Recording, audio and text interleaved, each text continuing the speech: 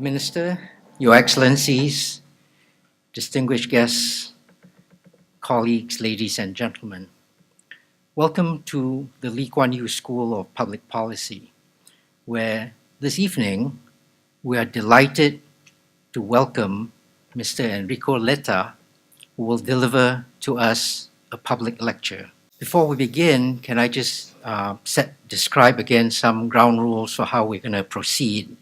Mr. Letta will speak for about 30 minutes, after which there will be a question and answer session. I encourage that during the lecture that people please turn off your phones or set them to silent. During the question and answer session, as you can see, we've got microphones, standing mics on each side of the auditorium. Please make your way to the microphone and ask your question. Okay. Let me turn to the main event this evening. Mr. Enrico Letta is Dean of the Paris School of International Affairs at Sciences Po in Paris. More than that, he is former Prime Minister of Italy. Those two positions are merely endpoints of an amazing career of public service and academic thinking and writing. He is a student of law, but he is a student of affairs of the world. Second point I might make is that Mr. Letta is completely committed to the idea of Europe. He has spent a lifetime building up the institution, an institution that today is the liberal heart of the world. The third point I want to make is that he has become convinced of ASEAN's success. He wants to build ever closer ties between the Europe and the Italy that he feels so passionate about, and the emerging story that we've got here in ASEAN.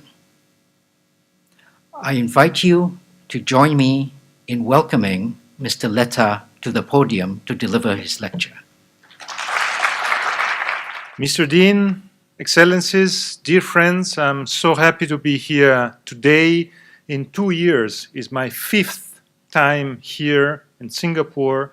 I think it's, for me, a great opportunity to share with you some ideas on this very interesting topic in a very crucial moment for the history of the European Union. I'll try to split my presentation in 2 main points. One, the present situation, the crisis that the European Union is facing, and next year, a crucial year for the future of the European Union for many reasons that I'll try to show and to share with you. And a second part, the lessons. I'll try to share with you 7 lessons. 7 is an important number in the Bible, everywhere. So I try to use this number, 7, to say 7 lessons that I took from the European experience for the integration process. But first of all, I would like to thank you, Mr. Dean. It's a pleasure to be here. We have such a close and positive cooperation between the Lee Kuan Yew School and Sciences Po and the Paris School of International Affairs within Sciences Po. For us, it's a great achievement. We are very happy of this cooperation. I would like to continue and to strengthen this cooperation. And thank you also for the words that you mentioned about ASEAN. I'm here in Singapore also on behalf and thanks to the friendship and the invitation of the Ministry of Foreign Affairs. Thank you to the Ministry, and thank you, the Ambassador, our friend, great friend, C.K. Ho, because of the ASEAN-Europe tie that we would like to strengthen. ASEAN is living in the last 2 or 3 years a moment of big improvement in many important fields. In Europe, we think that it's important to strengthen this cooperation. And in Italy, first of all, my own country. This is why we created this association, the Italy ASEAN Association. I'll leave the Dean the brochure with all the informations you can find on the web, on Italy ASEAN Association, all the informations. We are trying to work to do all the best to strengthen the relationship between Italy, Europe, and ASEAN. But I'll try to share with you some ideas on the lessons from Europe in terms of integration. So my first part is the crisis, many crises in Europe at the same time. That is the most interesting and most challenging point. Many crises at the same time. The Eurozone crisis, 2008, 10 years ago, we started with a big crisis. The virus came from the US, you remember very well. 15th of September this year, it will be the date, anniversary of 10 years of Lehman Brothers failure. 10 years. After that, many years of big crisis in Europe on the Eurozone crisis. Why I put this toolbox in the slide? You can be wondering why the toolbox. Because the crisis, this first big crisis in European history, told us that without a toolbox it's impossible to deal with a crisis. The toolbox is essential, crucial, necessary to try to fix, to arrange, to change in the good timing. And we were without the toolbox. So we were obliged to build up the toolbox during the crisis. This is why all the reforms that we in Europe, we established in 10, 11, 12, until 13, big reforms, the European Stability Mechanism, and many other important reforms, but the big problem was that the toolbox wasn't there. So it's not easy while you are in a storm to fix the room during the storm. And to fix the roof during the storm is very, very complex, very difficult. This is what we did during the crisis.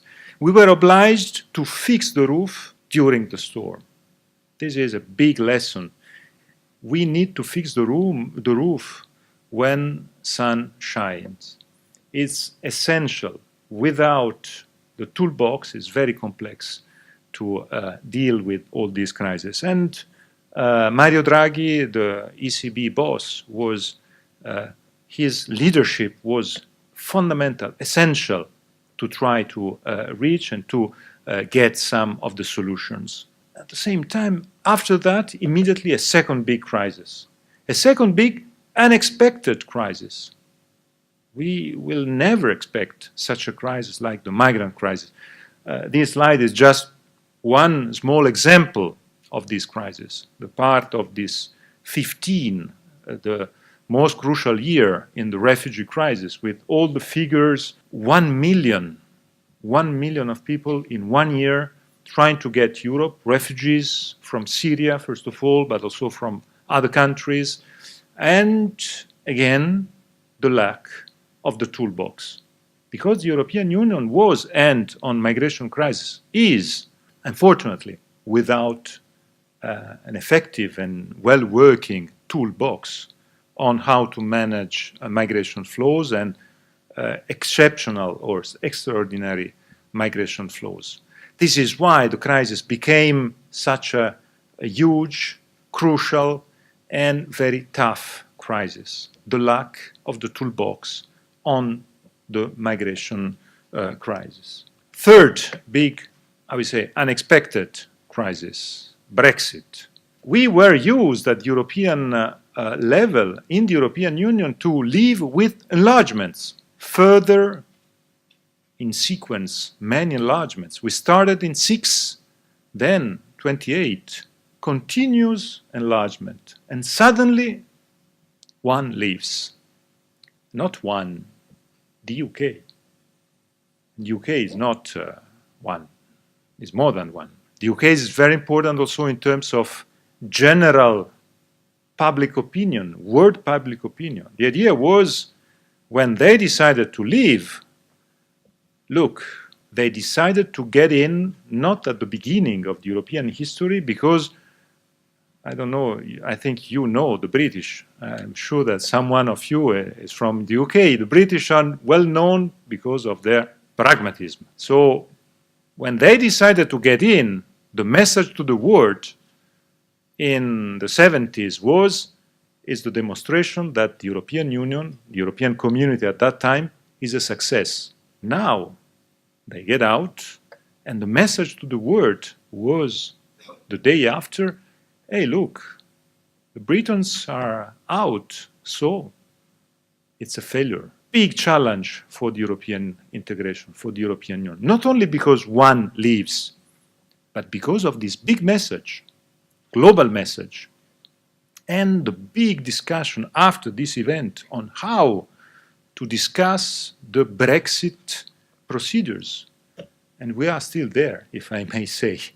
We are still there, and I'll try to give you, without age, this idea on how these Brexit negotiations are complex. This is all the timetable.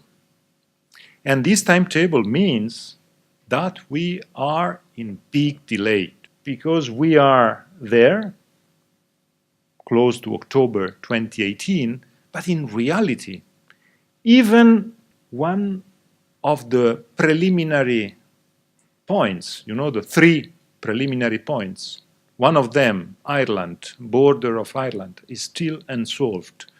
So we are close at the end of the process of the timetable. At the same time, we have plenty of unsolved situations. And it's not easy to think what will be the future, and it's not easy to think what will be next year, March the 29th, the solution and the plan that we will apply. Why? Because of this. This is the steps. These are the steps, the stairs. The future relationship. What is the future? Which will be the future relationship between the European Union and the UK? Is not easy. It's not easy at all. It's not easy because all the red line that until now the British politics put on the table of the discussion are risking to put the relationship on the far right of our slide, and the far right means to have the UK at the same level of Canada and South Korea. And frankly speaking, it's a little bit strange because nobody can say that North Korea, South Korea or Canada are European countries. And the UK is an European country. So the big risk is that all these red lines are there, are risking to put the UK in a position that is very far from the position that we hoped to have. You see there, the closest position is the position of Norway, Iceland, and Liechtenstein.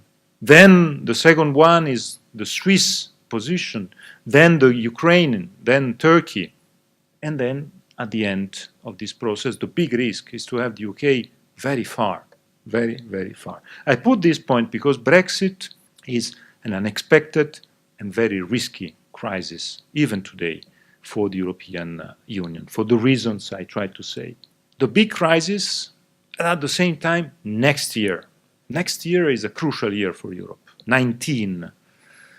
I think you had many speakers in these years at this podium talking on behalf of the European problems. And I'm sure that all the speakers told you this year is a crucial year for the European history. And I'm telling exactly the same. Next year will be a crucial year for the European history. But I'm telling the truth. For one reason, if you give a look to the calendar for next year, for timing next year, altogether, many decisions in a very, very short period of time. first of all, Brexit. Then we started with the MFF. The MFF is the budget, is the pluriannual budget, because the European Union is not living with an annual budget. European Union is living with 7 years budget. So now we are starting the discussion of the budget for the next 7 years, from 1 to 8. This discussion will be crucial and very complex because of the Brexit, first of all. Brexit will reduce the budget of the European Union, and because of the big changes. The budget of the European Union, as you know, is different from the budget of a normal single state, because the budget of the European Union is 60% is just two issues, agriculture and structural funds. And the rest is 40% of the budget. So the big discussion of the budget will be the first part of the year, the end of this year and the next months, the first part of next year. At the same time, Brexit, with all the uncertainties that I mentioned, and the big decisions following the European elections for the leadership. The calendar is creating such a strange situation. For the first time, we will have all the first line of the European leadership changing at the same time. The Commission, Parliament first, Commission, the President of the European Council, and the President of the Central Bank. For the first time, we'll have the President of the Central Bank changing at the same time of the change of the President and the rest of the Commission. Because in the past, the Central Bank President was appointed in 3 and in 11 years in which separated from the appointment of the rest of the institutions. So you will have at the same time in 6 months all the institutions changing, all the leaders changing, and the elections of the European Parliament, this is my final point of this crucial year, next year, will be very important for one precise reason. For the first time, the political landscape of the European Parliament will change. I say for the first time because for the last 25 years after Maastricht Treaty 91-92 gave the European Parliament a big power, a big role in the confidence vote for the Commission and the legislative power. And for these 25 years, the European Parliament was one of the most stable political institutions in the world. Maybe like Singapore, maybe. Very stable political situation. Why very stable? Because the political landscape at the European level was organized around two main parties, EPP, European People's Party, the party under the leadership of the Germans, Helmut Kohl in the 90s, Angela Merkel today, and the party around the Social Democrats, on the other hand. These two parties together were always more than 50% of the European Parliament. So one agreement between these two parties, game over for any decision. And all the political leaders of the European Union in the last 25 years came from an agreement between these two parties. So a grand coalition at the European level. Why this point is so crucial for next year? Because all the forecasts are telling us that next year the elections will give us a landscape with a big fragmentation in which the two main parties will not be the majority of the parliament. We will have a very fragmented parliament in which any decision, both on topics, agreements on trade or ratification of trade on trade, I mentioned this point that is crucial also for Singapore because of the FTA with Singapore, the FTA with Japan, with Vietnam, and so Mexico, and so on and so forth. And at the same time, the appointment of the President of the Commission, the rest of the Commission, to find an agreement within the next European Parliament would be very complex, very complicated. It will be more fragmented with all these difficulties. So next year, crucial year for the future of the European Union. Brexit, the post-Brexit, which kind of relationship with the UK, which kind of budget for the next 7 years, and which kind of political landscape and leadership for the European Union. In a period in which there's a big European integration fatigue in some societies, in some voters, in some member states. Look at this figure. I think it's interesting. Is a study at Chatham House. They organized a poll asking people to react to some questions and dividing, separating answers in two: people and elite. Look at this answer, at the answer to this question. I think it's really very interesting. It's the different perception of the European Union, the role of the European Union, what the European Union gave and did for the people. The perception that there are elites, globalized elite, very mobile elite, cosmopolitan, speaking many languages, very happy because of the European Union, because of the opportunities that the European Union gives. And at the same time, a part of our people not aware of all these opportunities and with many worries because they think that the European Union at the end of the day is the globalization, and the globalization gives fears. And here you have, I think it's interesting because it's a sort of ranking of pessimism at national level, and it's easy to see that there are some countries, the UK, France, and Italy, within the European Union, with a big level of pessimism for the future. And these countries are part of what I said before on the European Union that has not worked for all. So, what are the lessons that I would like to share with you in conclusion of this presentation?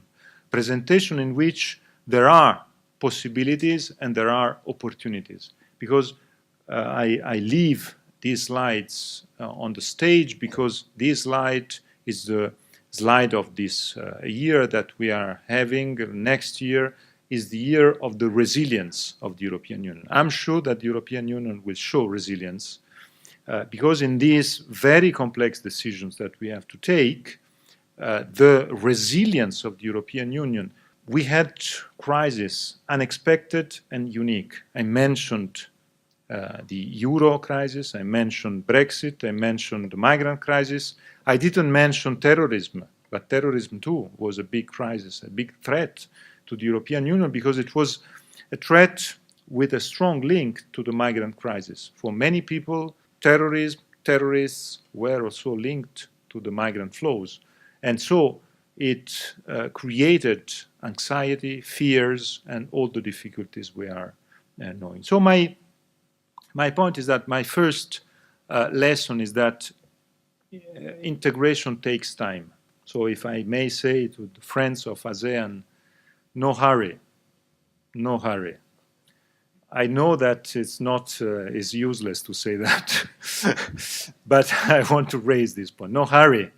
The big risk to waste everything because of hurry, because integration takes time. The European Union today gets all the results that we are having, even with all these difficulties, but we are able to overcome this crisis because of the resilience of the institutions and because of the resilience of the results. So integration takes time. The second point, and my second lesson, is that integration has to be an incremental process. That is fundamental, an incremental process. Step by step, with sequences, long-term objectives, and consequential intermediate steps, always with the link to the final goal. All the history of the success of the single market in Europe is exactly the demonstration of this final goal. The final goal was the 4 freedoms within the single market, and at the same time, step by step, always thinking and looking at this final step. If you lose this link, you lose the meaning of what you are doing. It is very important to have this link and to show this link to the people. Third point is the need of legitimacy in any steps. All the steps are to be have to be legitimate and clearly legitimate in the relationship with the people. This is what today, in the history of the crisis and the difficulties of the European Union, the resilience of the European Union today is because the legitimacy of all the decisions. All the decisions we took in the last decades were decisions with a strong legitimacy, formal legitimacy, and in some way also substantial legitimacy. And legitimacy is very important. When there's a lack of legitimacy, there are problems. We experienced problems within the European discussion because of a lack of legitimacy in some decisions.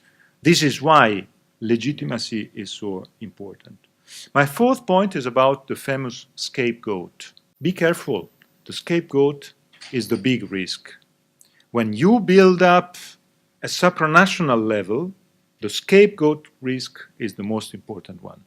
Scapegoat risk means at the lower level it's very easy to say you are guilty. You are guilty. And to say to the people, the responsible are those in Brussels, are those in Jakarta, as those I don't know where. And it is not only for supranational institutions, it's also for federal institutions. If you remember what Trump did in his electoral campaign and what Trump said against Washington, D.C., the capital, he said exactly the same of some Brexiters saying on Brussels. Brussels, Washington, D.C. And the result was that in Washington, D.C., Hillary Clinton took 93% of the votes during the elections, and she lost the elections, and Trump took 7% of the votes in the capital. So the key point, the scapegoat, is a big risk. Is absolutely necessary to avoid the scapegoat. How to avoid the scapegoat? The supranational level has to work very hard on many, many important things that are related to culture, education. The most important flag of the European integration is the name Erasmus. Erasmus is a name very familiar for many of you. It's the name of education. It's the name of opportunities for young people. It's the most important achievement of the European Union. So to avoid scapegoat risk, it's necessary to have a supranational level investing very much on culture, on education, investing on facing inequalities. That is the other key point. If the supranational level is perceived as useful, positive, I think it's possible, not sure, but possible to avoid the scapegoat. My fifth point is about it's impossible to get successful achievements in terms of integration without supranational institutions. The idea to have significant steps only in an intergovernmental, horizontal level with unanimity rules, I think it's very difficult to get it. It's very difficult, and European history is there to teach us that the only way is to have a combination of both. You need to have relationship between governments and at the same time some leading processes, ideas, utopias with supranational level. The European Commission means Jacques Delors, means this idea of the supranational level, trying to give a dream to the people and to give a dream. Erasmus was a dream becoming reality, or dreams like that. My sixth point is that be careful. The bureaucracy is the I think is the worst enemy of any integration process. If there's immediately the perception of an integration process, meaning more bureaucracy or adding another level of bureaucracy, that will kill any successful integration. That is, I think, the history, and I would say the negative history of the European integration, accused to be too much bureaucratic. And I think my lesson, the sixth lesson, is that the fight against red tape is one of the most important mission for the supranational level. And my seventh and final point is very easy to say, is very complex to act. Integration needs leadership. It's impossible to get successful integration without leadership. The European history is a history of leadership. At the very beginning, De Gasperi, Adenauer, Schuman, Monnet, then Kohl, Delors, Mitterrand, is a history of leadership. Leadership, leaders, European leaders and leaders at national level, having and taking the responsibility to try to identify goals, dreams, and to make dreams reality. And this leadership is absolutely essential. Without leadership, there's no integration and there's no successful integration. I don't know if these 7 lessons can be translated into the ASEAN language. I don't know, and I'm not here to give lessons at all. I'm sure that the ASEAN future will be a future without any need of external lesson, because it's a successful experience until now, and I'm sure that it will be a successful experience. This is why I personally bet on the ASEAN integration, and I think the ASEAN integration is essential for the future of the world. And I am here also to say that we, the Europeans, we, the Italians, we, the universities, my universities, Sciences Po, my School of International Affairs, Paris School of International Affairs, we are all working, thinking that the future will be a peaceful future, a future of cooperation, if this part of the world plays a crucial and responsible job to help in that direction. And I'm sure that that will be the future.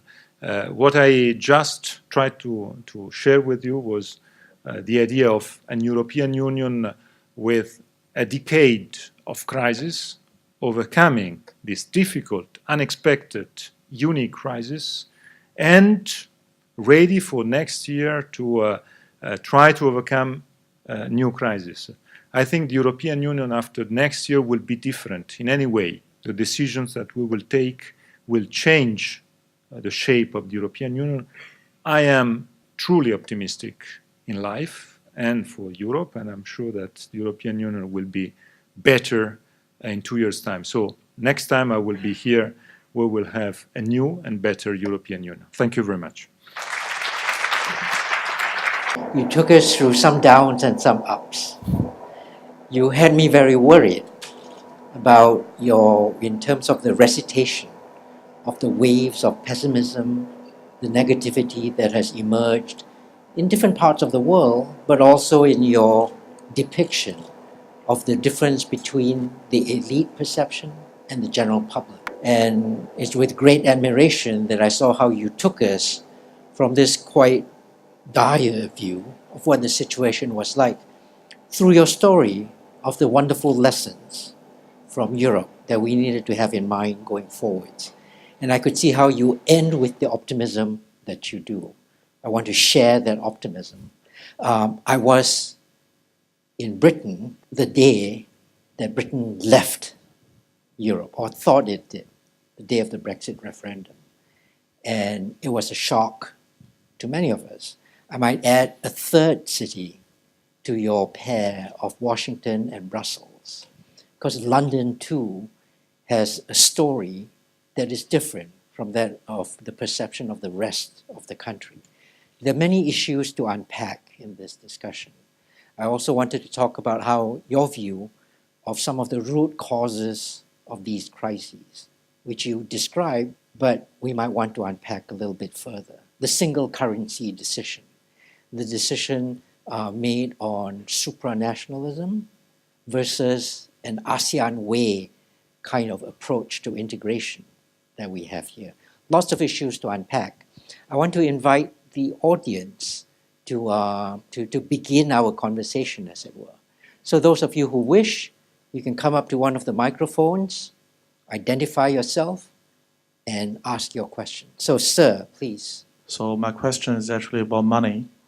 So how do you see NATO and the European Union member in the future handle the balance between the immigration cost for handling immigration and the defense budget, especially given the current situation that United States the current president is actually having a lot of pressure on European Union members on the defense budgets and try to ask them to pay, according to Trump, like the fair share.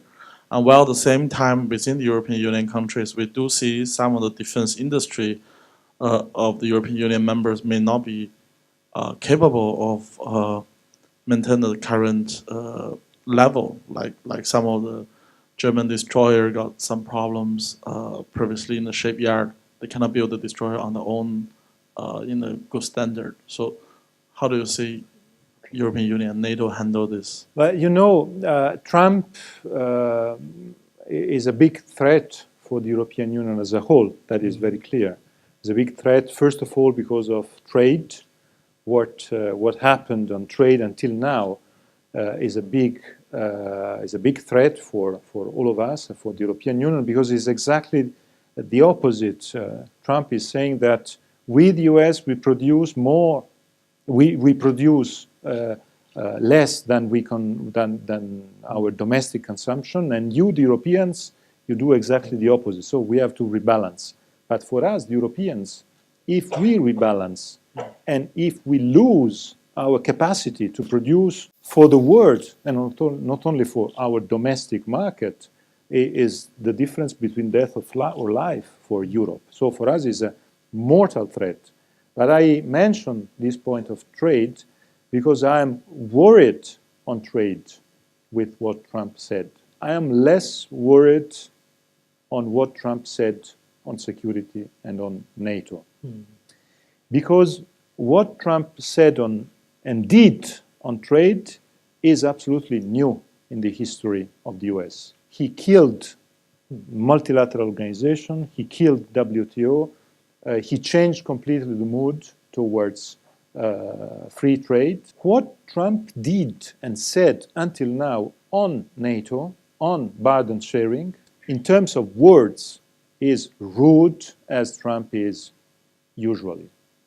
But in terms of substance, it is not so different from what I heard from Obama, from what I heard personally from George W. Bush, because the idea of the burden sharing is something that is clear after the Berlin Wall fall. The idea to have a rebalancing within the alliance, it is, I think, true and it is correct. The problem is the timing of this burden sharing, of the application of the burden sharing, and frankly speaking, I have no fear on that direction. I think that the words of Trump there are rude as usual, but the facts are less worrying. I fear very much Trump on trade, if I may say. I fear what Trump is doing on trade, because on trade, that means that the European Union has to retaliate. We can't accept what Trump is doing on trade, and a retaliation of the European Union can be the beginning of an escalation, a very complex situation. There are many possible positive outcomes of that. Singapore, Japan, the fact that the European Union now is able to sign and ratify very fast the agreement with Japan, the agreement with Singapore, I think are good news for Singapore and Japan. Is the reaction of Trump, is the European Union saying, hey, look, we have alternatives. We have other options. And we will pursue these other options. This is why in few weeks, the negotiation with Japan, in few months, the negotiation with Singapore, I think it's a good reaction of the European Union. It's the demonstration of the European Union in good shape in fields in which the supranational level has the power. It is another lesson I would like to raise. The European Union is able to react very fast on trade. Why? Because treaties give the power to the Commission, to the supranational level. So the Commission, Cecilia Malmström is doing a fantastic job there, is able on Japan, on Singapore, to negotiate, and we can, we hope, October the 18th, to have the signature of the agreement, the FTA Singapore, the European Union, and to have the ratification by the end of the European legislature. Thank you, Mr. Letta. I thought one of the really interesting things that came out of this conversation was the greater danger that Trump poses to world trade than he does to security, understanding, and arrangements. And Trump, of course, now carries a story. I mean, he's embarked on this $100 billion trade war with China. He has this view of world trade as being one of zero sum. If you are carrying a trade surplus relative to mine, you are somehow winning and I am losing. And he carries that view in a way that's extremely disruptive for how the world needs to go forwards in a multilateral understanding. That is really, you put your finger on something really very threatening about the Trump administration and the stories that it tells. Do you think that the EU is actually the driving force of the separation movements in Europe? Because I saw the EU do have some various mechanisms, programs to directly grant the budget to the local governments of European states, bypassing the central governments of European states. So do you think the EU is actually the driving force of the separation movements in Europe? No, I don't think so. I think that you are referring to the structural funds, I think. Structural funds are a big part of the European budget. Structural funds are crucial for the relaunch and the rebalancing of geographical inequalities. I mentioned before inequalities. Geographical inequalities are one of the main problems of the European Union, and I think the European Union is still there. The problem of inequalities is still there, both geographical and social inequalities. The structural funds are there to help the less developed part of our continent. And the structural funds are successful. Look at the central and eastern part of Europe. In 2 decades, countries like Poland, Hungary, Czech Republic, the Baltic countries, the Baltic countries were part of the Soviet Union. Now, I mentioned Estonia. I know better Estonian than the others. Estonia is one of the leaders of the innovation within the European Union, thanks to the European policies. So I mentioned another, I think, interesting figure, Poland and Ukraine. I think it's interesting to show that being in or being out, it makes the difference.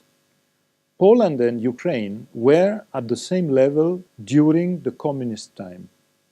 Poland and Ukraine were the 2 main pillars of the European part of the communist Soviet empire. And in 89, 90, Poland and Ukraine had the same figures in terms of health of society. I make 2 examples. 1, life expectancy. Second, children mortality. These 2 countries in 89 had exactly the same figures on life expectancy and children mortality. If you get today the figures, you understand what is the European Union. and what is being part of the European Union. Because Poland, who decided to be on board of the European Union train, today is at the same level of France, Italy, Spain, with both these figures. The Ukraine didn't, unfortunately, and Ukraine is far from this. So when I say that the difference between being in and being out is not a difference of directive or bureaucracy. It's difference between death and life, because children mortality or life expectancy means death or life.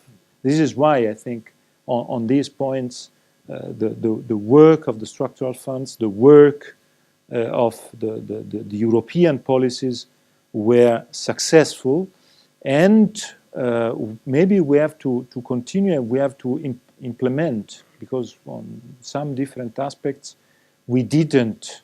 I mentioned my own country. It is not a successful story, the story of structural funds in the south of my country. I know that, I assume that, and very sad by saying that. But in many other countries and in other scenarios, it was a big success. And I think the Eastern European story is exactly the demonstration of that. Absolutely, very powerful example. Thank you. Mr. Letta, I'm Henry Chen from East Asia Institute. I got two questions. First is that you talk about the problem of Brexit, and it seems that there's a lot of internal government issue now with Prime Minister May. So in your personal judgment, which out of the latter's relationship is most likely outcome, consider the time constraint? And also, is there any possibility of the Brexit being overruled? So the second question is on the WTO, because when Chinese Prime Minister Li Keqiang visited Germany, he has an agreement with Prime Minister Merkel on the need to reform WTO. So how is the possibility of WTO being reformed with or without the United States? Because China and EU together account for 30% of the world trade, which is more than double that of the United States. In the context that I'm sadly observing at the moment, where the decadence of the political and social communication has arrived at the point that I heard unfair comments on the Erasmus program as being addressed to only an elite. How, if they don't even grasp the meaning of one of the most successful programs, results of the EU, one of the flag, as you mentioned, of the EU, how can we get back the sympathy of all these voters with who I'm afraid they represent the majority sometimes even in our parliament at the moment? I start with this question. I thank you very much for your question. That allows me to say that one of my dreams, if I have the magic wand, what can I do? No euro, no ESM, no investment, no. One thing. Erasmus for the students of the secondary school. Binding Erasmus for them. All the young men, women, 14, 15, 16 years old, in all our schools around Europe, the possibility to get 3 months, 4 months of their scholarity, of their activity, in another school, in another country. It could be the revolution in cultural terms, because you're true, Erasmus is a success, but you know very well that Erasmus was a success for 3 million Europeans. And the European Union means 500 million people, and I say 3 millions in 30 years. So is really a very, very short minority. The key point is how to get the totality of our societies. When I say all the young men and women of 14 years old, I say their families. I say families without any possibility to give their children the opportunity to get 4 months in another country. And when you live, as you are doing now here, very brightly, the possibility to live in another country for months and months, you understand that this country is home for you. This country is not your enemy. You understand immediately that nationalism is the enemy of wisdom, because nationalism is only the way to try to have an enemy, a very easy enemy. And the scapegoat is the ruin of the progress, the scapegoat and the nationalism. And if you spend your childhood or the period of your life in which you can learn, you and your parents, your family, that living in another country means being at home there too, it's a revolution for you, it's a revolution for your family, and you live with open mind. So this is why my dream is to have in the next legislature at the European Union the first starting of this project.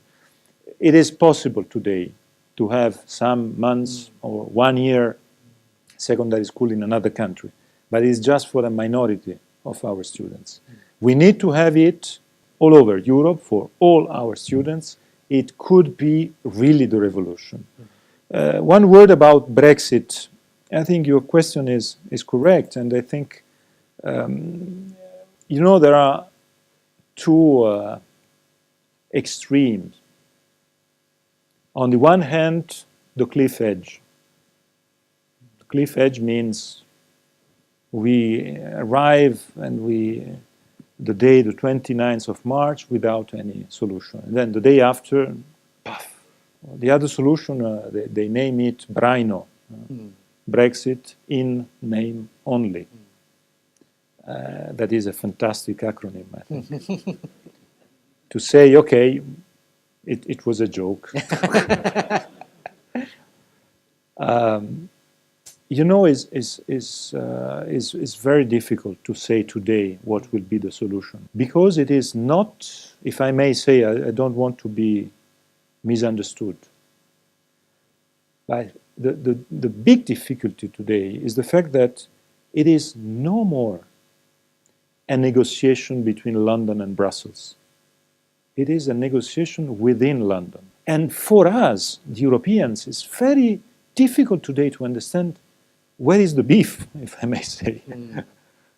Because until now, it is an internal fight between or among many different. So we need to understand what will be the bottom line of the discussion, and then maybe I can answer your question. So I have to come back in autumn. On the WTO, I strongly believe that the world level needs multilateral organizations. I think the big threat of Trump is against multilateralism. And I think China has a big opportunity there. Because if China becomes the big defender, the big supporter of multilateralism in the world today, China gets a lot of points, of positive points. What China did on climate change, for instance, on the Paris Agreement, I think great achievement for them, great achievement. So I think the possibility to have a reform of the WTO is very useful. We have to welcome it, and we have to work in that direction because it is absolutely necessary. My name is Mogi. I am a Master in Public Administration candidate at the Lee Kuan Yew School of Public Policy, and I'm from Mongolia. As Dean Danny wanted at the very beginning, you want a gender balance, so I'm going to let the lady behind me ask the question first, and I'll follow later. If I have the time. Thank you. Please. Good evening. My name is Elena Zigliotti. I'm a political theorist from Singapore Management University. My question concerns Italy and the relation of Italy with the European Union. You mentioned that you are very positive about the EU. I would like to know if you are positive also about our current government. And what do you think this government can do in 2019, next year? So it's such a critical year for Europe, how we are going to address this relation. Dr. Letta, you mentioned that migration and terrorism was one of the major issues behind the crisis that European Union is facing, and perhaps the migration issue was perhaps the biggest reason behind the Brexit and therefore the situation that the European Union is. I wanted to ask a question where, what do you think the role European countries, especially perhaps the Western European countries and even the United States played in creating the root causes behind this mass migration into Europe and from the Middle East and Africa?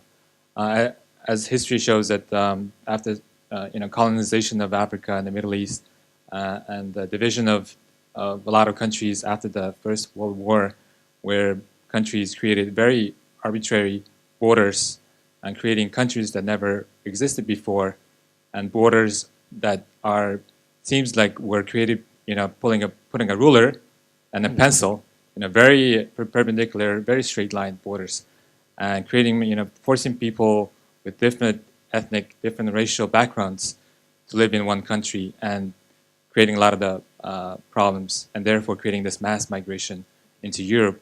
What do you think the European countries played in the root cause of it? And if you see the media today, these topics are not covered. Most of the blame is on the Middle Eastern countries themselves, the African countries themselves. They were the ones who are fighting with each other, but we don't talk about, I think, the elephant in the room, where European countries actually played a very, very major role in creating that mess. So when we are talking about regional integration, do you think we also need to look into the idea of what constitutes Europe anymore? For example, when you have countries like Kazakhstan, which have a large cultural tie with, ties with Europe more than they have with South Asia or East Asia right now. So the concept of what Europe within itself is, do you think we need to expand it and move it more towards actors who have shared cultural ties with it than just be defined by the geographical boundaries of what you arbitrarily decided are states? On Italy, it depends on, until now, many words, but it's not clear what will be really the policies and the proposals. Next year will be a year in which, starting with the MFF discussions and all the other points that I mentioned, facts will be there. So we expect and we wait for facts, and then we will judge. Until now, the fear is about the fact that if the migration issue becomes and remains the first issue of the European stage and European discussion, that's a problem. That's a problem. We need, at the European level, to address in a balanced, fair, and correct way, in a European way, this issue. We didn't do until now, and the problem of the lack of the toolbox for the migration issue is still there. It is not failure of the European institutions. I think it's the responsibility of member states, because too many member states preferred to say we leave the virus in the countries where the virus is. And today, countries with virus means Italy, Greece, and Germany, mostly. And it is not correct, I think, because the problem is a general problem, and the European Union has to address this problem in general way. So I prefer to say that this key point and the way in which we will address at the European level this point will be decisive also for Italy. And I hope that the Italian position will be a positive one. But we can talk again in some months on this point. You are completely right on the point of root causes. But if I may say, I would like to add the responsibility of the US, because you mentioned European countries. Yes. Because when I see the point about the countries of origin of the refugees getting Europe in 2015, I don't have the slide with me, but you have half of this million of people getting Europe in 15, half of this million are from 3 countries. And these 3 countries are Syria, Iraq, and Afghanistan. And these 3 countries are the failed wars of the US and the West during the last 20 years. So I think there's a clear link a clear responsibility. And Syria is there because of Iraq. There's a direct link between Syria and Iraq. So it is clear that today we, Europeans, we are paying the price of a crisis because of big problems in the back. The final question was. I think we've covered the. We've covered the. With Kazakhstan and the enlargement. Idea, what is Europe? My point is that the European Union is the 27 countries. If the UK confirms Brexit, 27, maybe plus some Balkan countries ready to be in. But for the rest, we have to organize a neighboring policy that is important, that is useful, positive, and potential successful. But it's very complicated to think that there will be the possibility to have new enlargement to Turkey or to, you mentioned Kazakhstan, and so on and so forth. Today, there's a big enlargement fatigue within the European member states. And I think this fatigue is not correct. We have always to think to the alternative, to the other options. I say always imagine a European Union without the enlargement. We enlarged taking advantage of the only 10 years in the world history in which Russia slept. And it was decisive because we created links with the rest of Eastern and Central Europe, decisive links, decisive link. Today it would be absolutely different, the European and world history, with another enlargement policy. So I defend enlargement. I think it was painful, it was difficult, many problems, but in terms of geopolitical, historical, big decisions, it was crucial, and we have to continue to give attention to this part of the world. I work for the Spain Tourism Board. I was born in Manila. I lived in Hanoi, Vietnam for 5 years, and now I'm here in Singapore.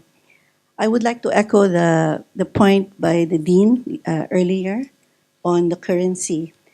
I'm at the moment taking my Master of Studies on ASEAN Studies.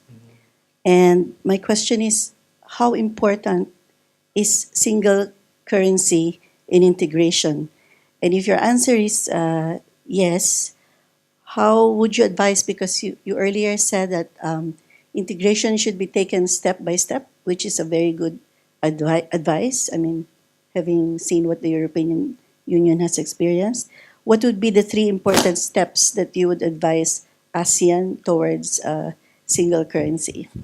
I really share your vision for the idea of teenagers in Europe. You know, I think it would be great for kids in Budapest to go to Berlin and kids in Berlin to go to Birmingham. But what troubles me, I suppose, is that when people who believe strongly in the European project speak in that way, that's when I feel that the EU borders into an ideological project rather than a straightforward international institution. And that it might be that kind of language that has alienated some of the voters, not just where I'm from, but actually across the EU, including in some of the net recipient states that you mentioned in Central and Eastern Europe, to become really turned off from that kind of rhetoric, which can seem, if I may, can possibly seem slightly condescending or, I don't know, but it doesn't seem to be what people want to hear. So it worries me that still we aren't changing the way that we speak about this in a way that might reach out to some of these people that have been so disillusioned by the European project. So your views on that I'd welcome. I think my point is related to the fact that this kind of achievement would give or could give positive effects on the long term. I can't imagine that doing such Erasmus for teenagers in the next 2 years we will have a change in the European society. But thinking to the next generation, is the change is huge in terms of mentality. And the change is huge because we can avoid what is happening today. I see in Europe a rise of nationalism, a rise of the idea of the neighboring country is the enemy. The neighboring country is the responsible for my problems.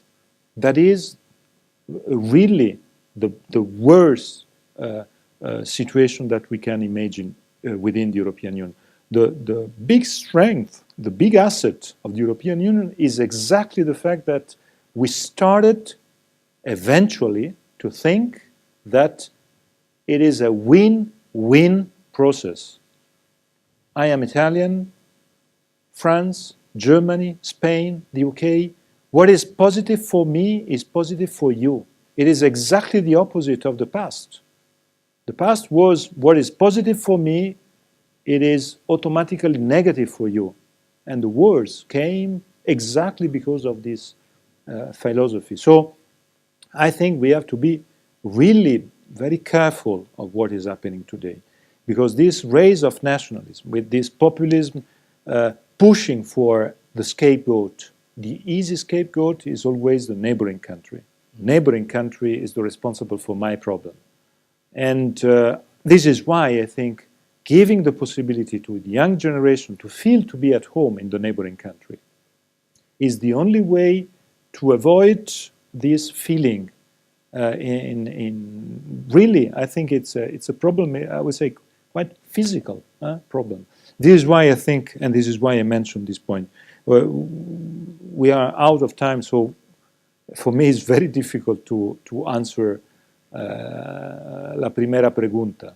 Primera pregunta es muy interesante, pero muy difícil para mí.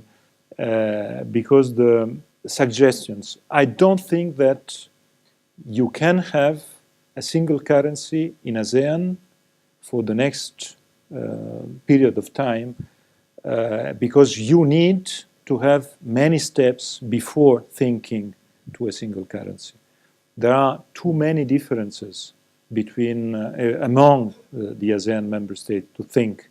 And maybe in the European Union, one of the lessons is that the single currency was applied in a dimension with too many inequalities and too many differences. So the work to rebalance these differences before having a single currency is absolutely decisive. So I think until now, if I may say, the biggest suggestion, the only suggestion I would like to leave is the fact that the most successful achievement of the European Union is the single market.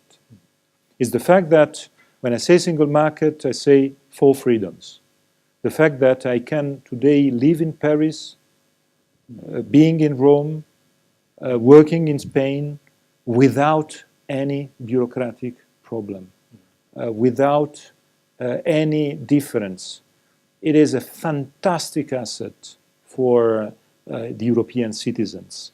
And it's a fantastic asset for European entrepreneurs, for European students, European professors, and it's a way to be more competitive because as university in Paris, I can attract Italian professors, Italian students. In a university in Pisa, in my hometown, I can attract UK professors or Spanish professors. I think getting out the single market will be one of the most difficult situation that the UK will leave for the university, because the strength and the possibility to take advantage of being part of the single market of the UK universities was one of the reasons of the success, also the universal success of the UK universities.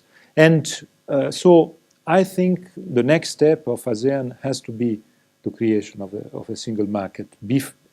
Without the creation of a single market, any other steps are impossible. All the other steps are impossible, and I think is the only way to think to the future. Frankly speaking, I don't guess that the single currency can be the next step. It's a very far step, and the European history is exactly telling us that before you have to create the possibility to have a unique single market, and the four freedoms are the crucial and the most important achievement that we did at the European level. Absolutely. Thank you very much. It is a testament to, Mr. Letta, the wisdom and the passion with which you've approached this subject, that you've been able to engage so many of us, so that even after the length of time that we've spent discussing this, there remains an excess supply of people who want to engage with you still. I'm afraid that I really have to call a close to this event. I want to thank the audience for the time and attention and your participation that's made for such a lively conversation. And I invite you to join me in thanking my good friend Enrico for the amazing evening he's given us.